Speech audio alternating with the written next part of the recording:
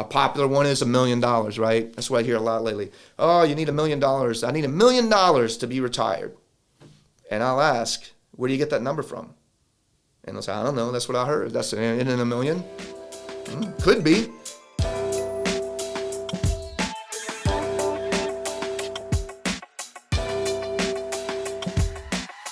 Hey, welcome to Building Wealth the Wheeler Way. I am Dr. Wheeler Pulliam. Happy to have you guys with me.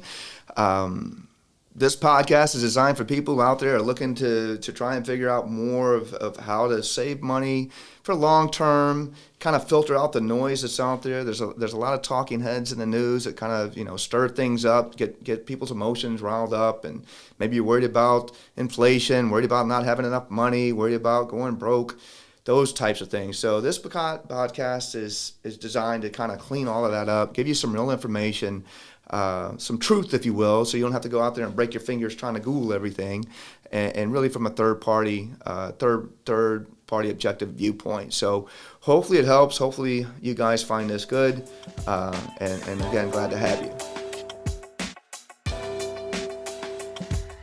People want to know, Wheeler, what's your deal? What's your story? What's a Wheeler anyway? Wheeler's the name Wheeler. That's a whole nother story. But how I came to be here in the financial management world is pretty simple. I was born and raised in Mississippi. Graduated the Harvard of the South, which is Mississippi State University, right? Everybody knows that. So out of Mississippi State, I went into the Army as an officer in the infantry and spent time overseas. And then it was time to get out, right? This is back in the late 90s, and people are making money hand over fist, all the Yahoos of the world, the Microsoft .com bubble, all of that stuff. Everybody was, gas, I think was, if you'll believe it, the gas was like 99 cents a gallon. And I remember I was in Germany, and gas over there was about $3 a liter. And so I'm like, what am I doing over here? People are paying, and by the way, for those of you who don't know, a liter is about 1/4 of what a gallon is. So I'm paying 4 times as much in gas back then. All my friends are doing great stuff, making a lot of money. And so it seemed like a good time to kind of get out. So when I got out of the Army, I didn't have a job, right? So back then, companies wouldn't hire you because you were overseas. We say support the vets and that type of thing, and that's fun to say. But then when reality comes and you're trying to make that transition, what a lot of people don't know, transitioning as a veteran is probably not as easy as it sounds, right? So when I was interviewing, I was overseas stationed in Germany, and it was with big companies, and they were cautious because they were like, well, you're still in, so we're not sure how that'll work. We are worried you'll get called back up, you'll get deployed. We spend all this money to hire you and train you, but then you get called up and you're not able to get out of the Army. So call us when you get out. So that's scary, right? I mean, how many people out there leave a job before having another job? So I think, it's kind of like a monkey, right? A monkey, when he's holding on to this tree and he goes to jump onto this tree, he doesn't let go of this tree till he's hanging on this tree. Otherwise, he's up in the air and then drops, right? So I had to make the decision, and I was married at the time, and it was tough, and so we got out. But when I got out, I didn't know anything about savings. We didn't have, in the Army back then, we didn't have a 401k plan. They didn't really talk about that stuff. I think if I remember, I had a $500 savings bond. That's all I did. And I thought that was big. I remember marching into the bank on base, said, I want to save money. I want a $500 savings bond. Banker said, okay, wrote it out. Here you go. And that's it. So as far as savings went, that's all I had. So, and then I had, I think, about $8,000 in the bank. And we didn't have a home, right, because I was living on Army housing. I didn't have any furniture, really, because we were overseas. And so my wife and I wound up being here in the States with nothing to our name other than maybe $8,000 in the bank and not even a car. We left our car in Germany, too. So I kind of know what it feels like to be out of work, not know where your next paycheck's going to be coming from, not know what your career is going to look like. And oh, by the way, you didn't have a home. I'm not going to go so far as to say I know what being homeless is like, because we weren't living in the streets or anything. We had friends and family we stayed with, but still not having a home is not fun. I do kind of understand that a little bit. So the point is, what do you do there, right? you just kind of have to persevere through. So that's kind of the feeling. And now I'm interviewing. And so the stress is up. Long story short, I get hired on with General Electric here in Dallas. So that's a great day. But my first day in Dallas was my first day on the job with General Electric, which was a big company back then, for those of you who are keeping up, maybe not so big now. But I didn't know much at GE. I was coming out of the infantry. I knew how to be an infantryman, but I didn't know much about GE and how to be a GE person, so to speak.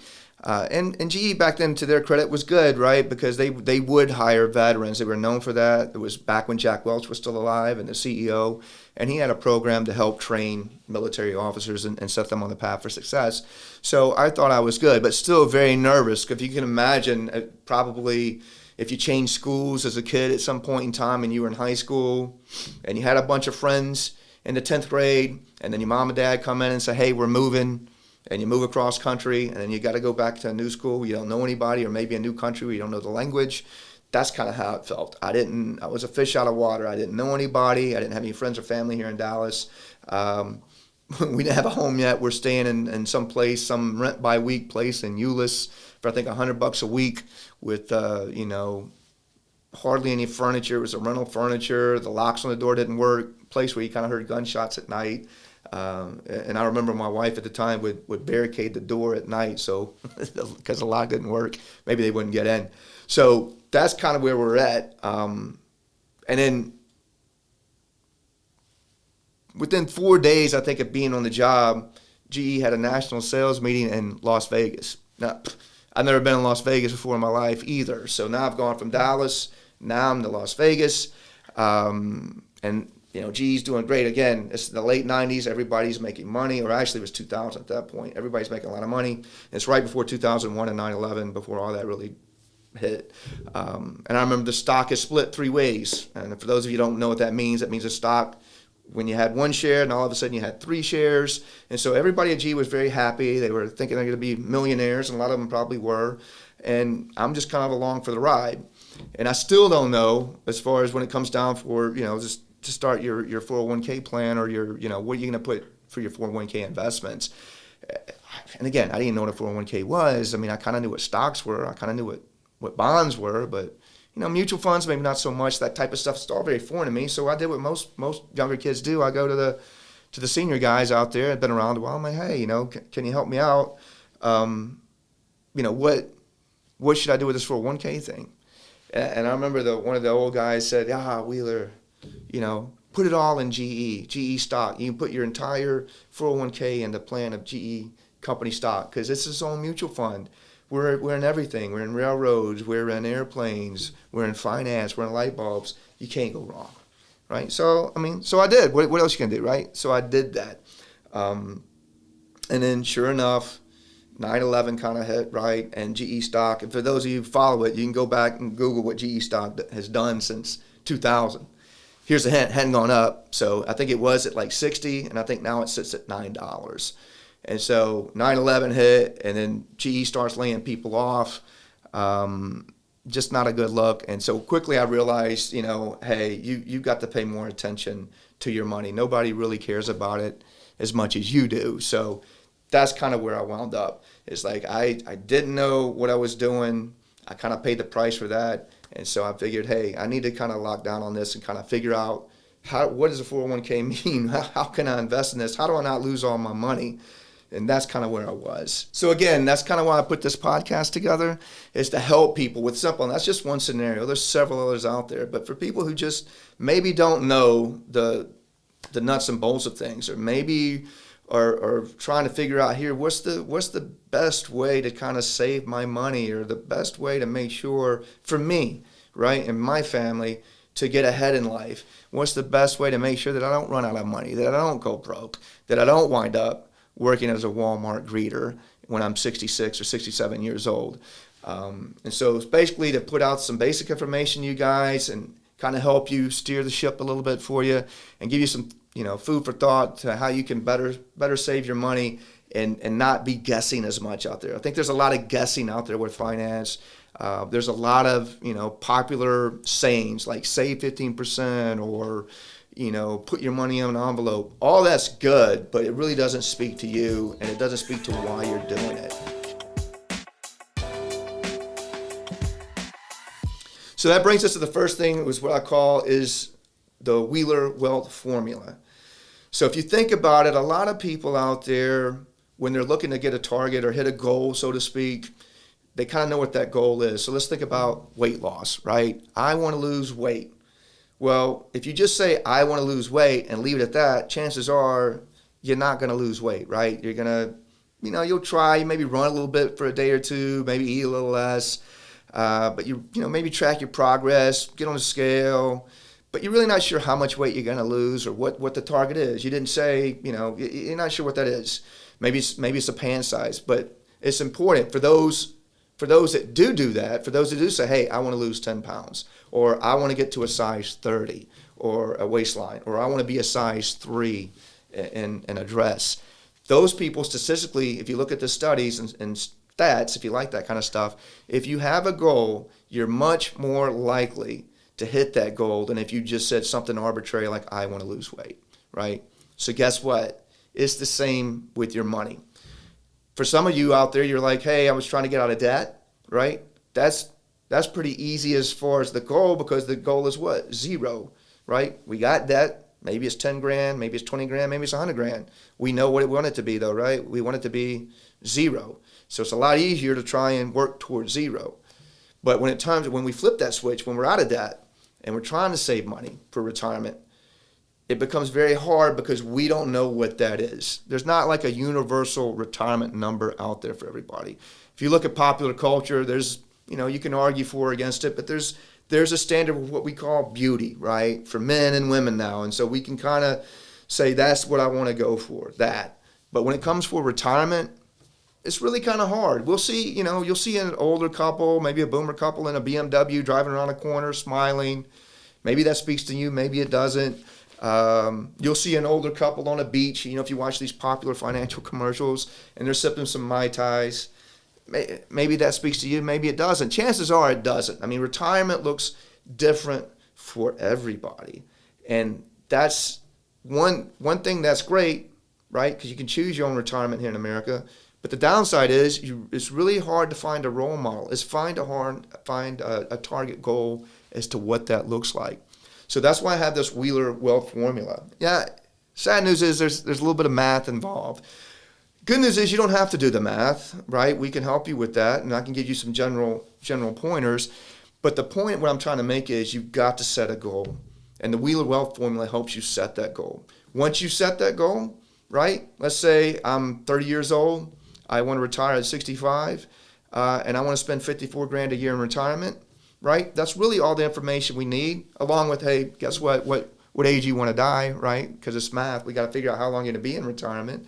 But we have numbers like that. Then we can figure out how much do you need to have by the time you turn 65 to retire the way you want to. So that's your goal. That's your target, right? So let me think of a quick example. So let's say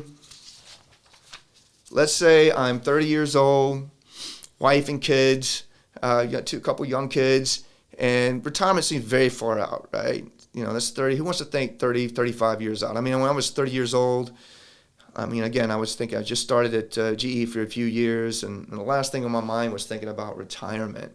But I tell you, the sooner you do that, the sooner you think about it, the easier it will be. It's much more easier than people think, and you just start your plan early, and you'll be able to implement it later, and then later hit your goal like nothing, right? It's kind of like, running. If you wait, if you're going to run a marathon and you wait till 2 weeks before the marathon to start training, guess what? You may not make it. You'll probably be tired. You might even die.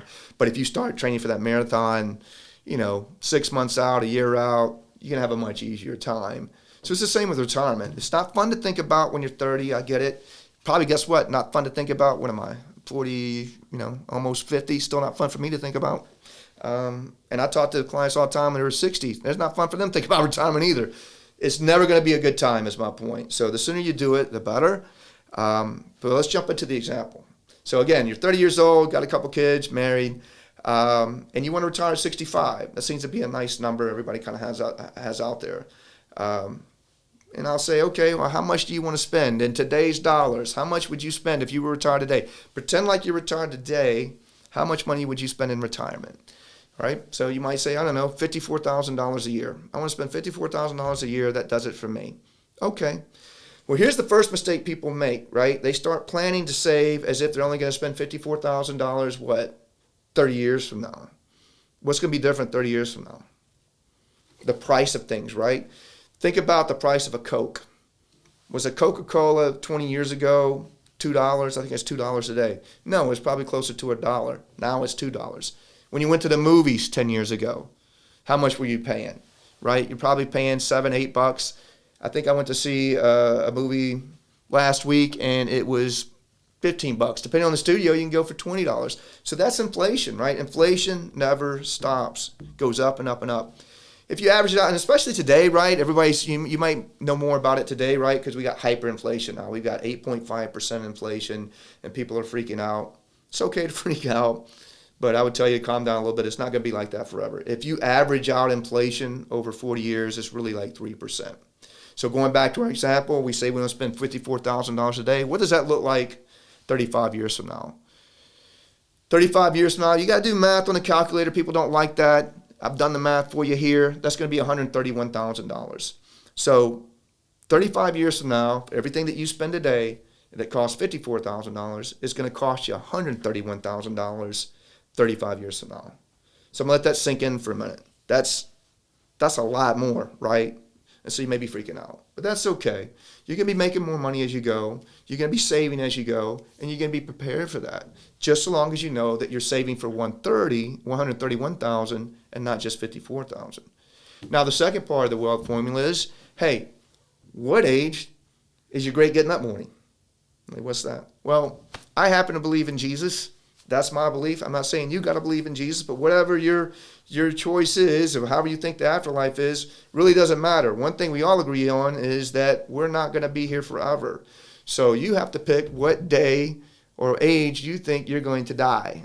I hate to say it like that, but that's just kind of the way it is, because it's math. So I'll tell you now some stats if you're like, well, I don't know when that is. Well, some things you can do is you can say, hey, okay, let me look at my family. When did, my mom and dad still alive?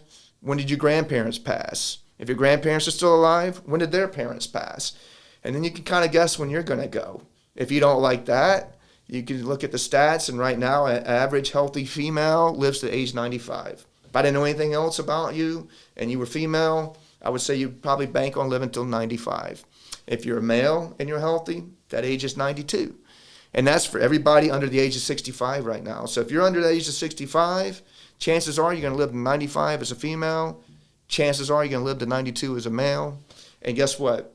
That number keeps going up. So if you guys are younger and you're in your 20s, chances are you might live to 100. So for those of you that follow today's show, maybe, the old Willard Scott, happy birthday 100, they may stop doing that. They may start doing it at 120, right? Because being 100 won't be such a big event anymore. So my point is what? You got the plan on spending $131,000 for the better part of what? 30 years in that scenario. You retired at 65, you're going to die at 95. That's 30 years in retirement. And oh, by the way, that $131,000, that's going to go up each year by 3%. So again, math comes into play. There's a lot of tools out there to help you with that, but in this scenario, I did the math for you. So if we're going to spend $131,000 a year for 30 years with inflation, the amount of money you would need to have saved by the time you turn 65 to hit your goal is $2.1 million. Wow, 2.1. That's a lot of money, Wheeler. It is. Why am I going through that? You're like, Wheeler, that's a lot of math. I don't want to do math. You don't have to do the math. Don't worry about that. There's not going to be a pop quiz later. My point is this. You got to be cautious when you listen to the talking heads, the 15-minute or the 5-second blip on a TV commercial or a 15-second blurb from a talking head or an internet troll talking about this is the magic number. A popular one is $1 million, right? That's what I hear a lot lately. Oh, you need $1 million. I need $1 million to be retired. And I'll ask, where do you get that number from? And they'll say, I don't know. That's what I heard. That's in a million? Could be. Could be more, could be less. So go back to that example I told you. In that example, That was 2.1 million, and that's not a rich lifestyle, right? 54 grand a year. I mean, we're not driving Lamborghinis. We're not hanging out with Kim Kardashian, right?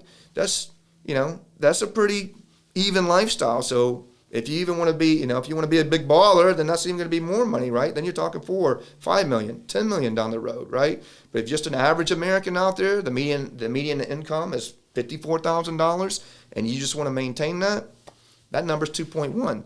So the point is, be careful when you're listening to stuff like that. Another popular misconception, 15% of my salary. I need to save 15% of my salary in the 401k. I'm not saying there's anything wrong with that. It's good to save, but that doesn't necessarily mean you're going to have enough money when you turn 65 to live the way you want to, right? So unless you go through those calculations, and again, there are people to help you with that. People like me, other advisors down the road. There's internet websites. If you Google in retirement calculator, several things will pop up for you. You just need to kind of understand where that math's going, and that's kind of why I take you through that. Is if you know what age you want to retire, how much in today's dollars you would spend in retirement, and what age you're going to die, that's it. That's all you need to know. Those 3 things are the Wheeler Wealth formula, and now you're off and running. So don't get down into the weeds with the whole, well, we're doing any mutual funds or ETFs or crypto. None of that matters, right, until you get your goal in place. It's the same, again, with weight loss. Do I need to do keto, or do I need to do Atkins? What does it matter if you don't know how much weight you want to lose? I can't tell you what diet works best for you if you don't know how much weight you want to lose. If you only want to lose 2 pounds, we don't need to go through all that stuff. So it's the same with retirement. If we don't know how much you want to, you need to have saved by the time you're retired, then it doesn't matter what you invest in, because we're just shooting in the dark. Get that goal first. That's the first thing you do. And then you can start worrying about, well, IRAs, Roth IRAs, trust, annuities, all of that stuff. Until that point, until you've got the target in place, it really makes no sense. So here's something else to think about, right? We've talked about the Wheeler Wealth formula. Let's talk about retirement, what that looks like. A lot of people have, especially the younger people, have trouble visualizing that. I remember I was teaching a class at University of North Texas, and I remember asking a question. We were going over some statistics, and I said, we're talking about spending money in retirement and being older, and I said, guess, how old do you guys want to be when you die? Let me ask you a question. How old do you guys want to be when you want to die? And of course, these are all, juniors, seniors in college, and nobody answers their question. They don't want to raise their hand. I don't want to think about that, Wheeler. I said, well, guess what happens when I ask that question? Picture yourself now being 82, 83. I ask you that same question. Guess what the response is? I don't know. It's the same. I asked that of 82. They don't want to die either. Nobody wants to die. Of course, there's 1 or 2, maybe they're like, hey, I'm tired of this life, and I'm old, I can't get around. Maybe it's time for me to go. Aside from that, people want to live. So it's not fun to think about. But my point is, you kind of have to think about it. Guess what? Your life's going to look a lot different when you're 82, 92 than it is now when you're 30, right? Guess what? It's even going to look a lot different than when you first retired at 65. So one mistake I see retirees make, or people planning for retirement, is to think that, hey, my life is going to be roses and rainbows from 65 to 95, right? Unfortunately, that's just not the reality. In your go years, we call it, right? When you're 65 to 75, you're traveling like you wanted to. Maybe you got your motor home, maybe you're seeing the grandkids, you're going to Yosemite Park, maybe you're going to Paris, France, you're doing all the travel that you always dreamed about. But then 75-ish comes, and now you're getting a little more tired, and maybe traveling looks a little different. Maybe you like to travel on the iPad. Let me just see what that looks like. Let me see what Venice looks like on the iPad. Maybe there'll be some type of virtual reality by then where you can just get in a booth, click a button, and now you're in Paris, and you just walk around from the comfort of your home. Okay, but my point is, you're probably not going to be as mobile, right? So you may want to plan for that. And then in the later years, guess what? You might need some people to take care of you, right? And so you're going to have to think of that in stages. And so if we go back to, if you watch the earlier part of what I said about the Wheeler Wealth formula, you kind of want to average out what you're going to spend in retirement, And so if $54,000 is the average throughout the total, maybe you're spending a lot more in the beginning. Maybe you're spending 60 or 70 in the beginning of your retirement, and it trickles down. and then it goes back up again. Now, why would it go back up again? Well, because of things like long-term care. You need people to come to your house and take care of you, or maybe you have to get put in a care facility. Those type of things. Not fun to think about, but that is the reality. So when you're thinking about reality, that's kind of what you wanna look at. The other thing, when you're planning for retirement. So I talked about what life looks like in retirement a little bit. Just food for thought. Maybe not fun, but there you go. Up until that point, when you're planning, especially for you younger guys out there, don't think like it's going to be the same all the time, right? So for me, I've got twin daughters, 7 years old. I didn't think, and I'm a little later in life, we're a little older, I'm in my late 40s. I didn't plan on having twin 7-year-old daughters. That's two of everything. So I thought I would probably be now more towards my, downside of savings for retirement, right? I'm almost there. Guess what? I'm not. Twin 7-year-olds are what? Expensive. That's what they are. I love them, but they're expensive. That's two everything. That's two daycares. That's two future cars coming up. I'm sure they're going to want, right? Maybe the Barbie Corvette. I don't know what it's going to be. It's two colleges they're going to want. It's two weddings. It's two whatever, right? So that's kind of pushed out my retirement. Right? So it pushed out my savings. So now maybe I'm not going to retire at 60 like I thought I was going to do when I was 25, right? So maybe I'm going to retire a little bit later. So my point is life is going to happen, and so you just kind of have to allow for that. And so what do you do to allow for that? You oversave. You kind of oversave when you can. And that brings me to our next thing. What can you do to oversave when you talk about cash flows? So cash flows might be something, especially in the inflation of today, as far as like, hey, I was saving good, but now everything's costing more. It's costing me more money for gas. I'm paying twice as much in gas as I thought I was. My Starbucks coffee is going up. Those types of things. What can I do? Well, I hate to say after the fact, it's kind of hard to go back. If you were living your life as far as, hey, on the edge is what I call it, the financial edge, meaning, hey, I'm gonna pay for everything that I can afford, and I'm good to go. It's gonna be real tough for you. You're gonna have to make some lifestyle decisions. I like to say you can have your cake and eat it too, but if you're at that point, if you're in debt, if you're living with the credit card stuff, it's gonna be really hard. Not to say you can't get back there, but I would say ideally you kind of want to give yourself some wiggle room. That's why you kind of want to be saving probably close to 15 to 20%. That's where those numbers come in, into your savings account along with your 401k, and give yourself some buffer on things like bills, right? Make sure you've got some wiggle room there, because now I think that's what this inflation has done, is woken up a lot of people that, hey, I used to could afford to live 30 miles from work because gas was cheap, but now it's not. Now I can't. Now what am I going to do? Or my property taxes went up. I could afford my house, but now property taxes went up, and now I can't. So you kind of have to, when you think of things, when you buy something, one trick to do is don't think about what it costs today. Think about what it costs 5 years from now. So I'll give you an example. Let's talk about coffee. So you like Starbucks coffee. I'm not saying, and trust me, I'm not saying don't drink your favorite coffee place. Keep doing it, but just realize what it costs, and maybe that might change your behavior. A $5 cup of coffee today, if you bought that, what does that cost you 30 years from now in terms of retirement? That the $5 coffee cup today means $14, close to $14 30 years from now. So, and I'm not saying you got to do the math exactly, but just kind of follow that. And when you go to buy something, think of it in that term and say, hey, it's not really costing me $5, it's costing me $14. Do I still want it? Right? And that's just a little trick, a little mind trick to check.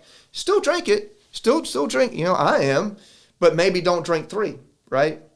Or if you can't afford 3, just know that now I'm drinking $45 worth of coffee a day, not just 15. So that's one trick to help. Another trick, this is a little bit dangerous, but more for the mature people, especially for those out there who travel a lot for work, and a credit card is a necessity. Don't forget your rewards points. Reward points are a great way, and there's a lot of websites out there, and I'll touch on it here. I would say to further that, try and be loyal to those rewards points. What do I mean by that? Let's say here in Dallas, you got American Airlines and Southwest, right? Each one gives you airline miles when you travel. Pick one. pick one. And then you're going to do far better off saving that money. And now you've got, let's say I went with Southwest. I don't have two different flight things broken out. I've got one pool, and I can use it'll build up faster. Same with credit cards, right? Be careful with credit cards. Absolutely pay them off every month if you're going to go that way. If you cannot pay off a credit card every month, please stop listening and jump forward or rewind. But if you can and you're disciplined and you're paying off your credit card every month, please pick one and pick the best one that gives you the rewards that you want, be it dinner points, flight, miles, whatever. Now, it may not seem like big a deal, but I can tell you personally, by me doing that strategy, each year I'm able to pay for my family's vacation where we want to go, right?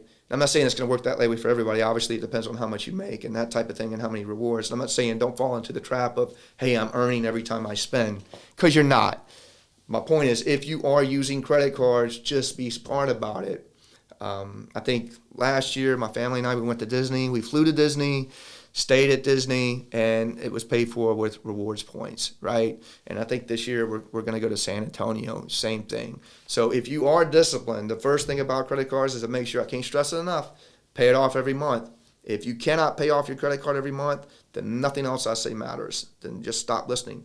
But if that is you, if you are able to do that, then just give your rewards points just a little bit more focus, and you can save a vacation. Now, what do you do with that vacation savings dollars, right? You put that away for a rainy day. Now I've got that in times of inflation.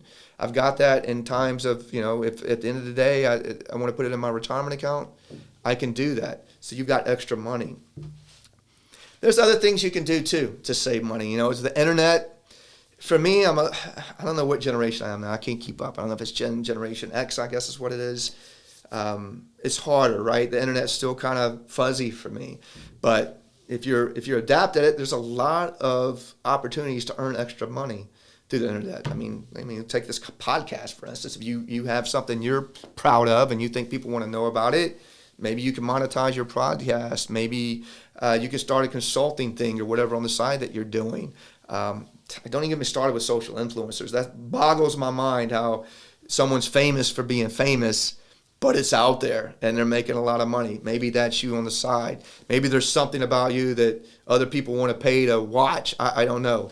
You want to go the more traditional route, extra jobs or things like DoorDash, right? You can work part-time, Uber, Lyft, things of that nature.